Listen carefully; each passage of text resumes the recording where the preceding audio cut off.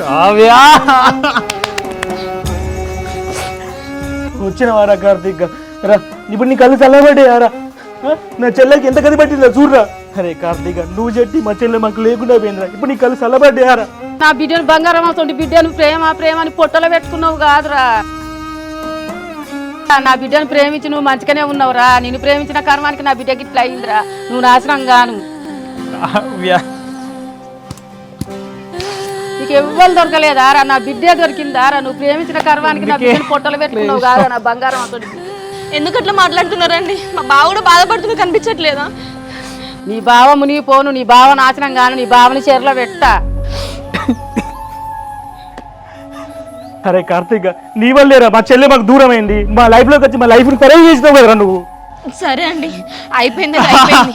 ఒక్కసారి చివరి చూపుగా మా బావని కావ్యం చూసుకొనివ్వండి చివరి చూపు చూసారు కదా కార్తీక్ నా చెల్లె నాకు లేకుండా చేసినావు కదా నిన్ను కూడా భూమి లేకుండా చేస్తావురా బావా వాళ్ళు కోపం మీద ఉన్నారు చేస్తారు వెళ్దాం దా బావా లేదే నేను కావ్యం చూడకుండా ఉండలేనే ఆగు బావా వాళ్ళు కోపం మీద ఉన్నారు బావా నా కోడక ఇలా నేను అడ్డంగా నడుస్తారా నేను ఇలా వద్దు బిడ్డ ఆగు బావా వద్దు బావా వద్దు బావా నా చెల్లె కాటికి పోయేంత వరకు నిన్ను కూడా కాటంగా వస్తారా నా కోక నా కోడక ఎందుకే కావ్యం చివరి చూపు చూడలేని బతుకుని ఎందుకు బతకాలి నేను చచ్చినా పర్లేదు వద్దు బావా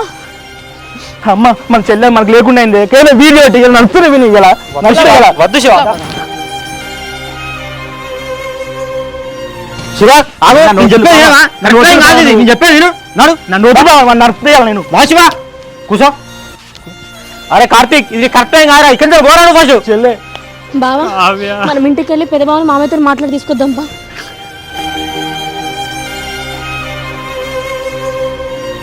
అమ్మా నానా ఏంటండి పరిమళ తమ్ముడు ఉన్నా ఇంట్లో కార్తీక్ కళ్యాణి బయటికి వెళ్ళిరండి ఎందుకు ఏమైంది కార్తీక్ లవ్ చేసిన అమ్మాయి కావ్య లేదా అనే వాళ్ళ ఇంట్లో వాళ్ళ అన్నయ్య ఒప్పుకుంటలేదని చెప్పేసి ఆ అమ్మాయి సూసైడ్ చేసుకున్నది అటనే అయ్యో కావ్య ఎట్లున్నది నానా పాపం వీళ్ళ అన్న వాళ్ళు అక్కడికి వెళ్ళేసరికి ఆ అమ్మాయి చనిపోయింది అటనే అయ్యో పెద్దోడా చిన్నోడు ఎక్కడ ఉన్నా ఫోన్ చేయరా నాకంత ఎట్లా అవుతుంది అమ్మ నువ్వు టెన్షన్ పడక తమ్ముడికే ఫోన్ చేస్తానా పరిమళ అమ్మ లోపల తీసుకొని పో